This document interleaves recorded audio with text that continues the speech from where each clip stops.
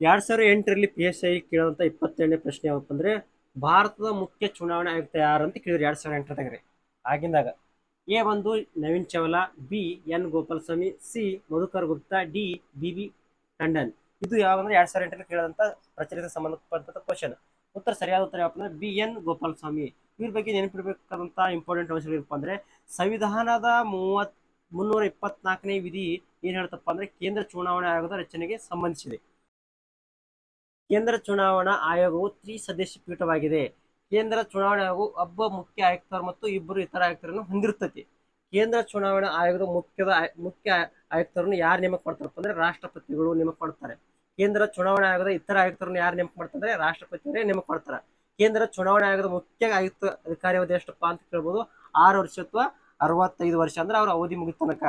ಪ್ರಸ್ತುತ ಭಾರತದ ಮುಖ್ಯ ಚುನಾವಣಾ ಆಯುಕ್ತರು ಯಾರಪ್ಪ ಅಂದ್ರೆ 2000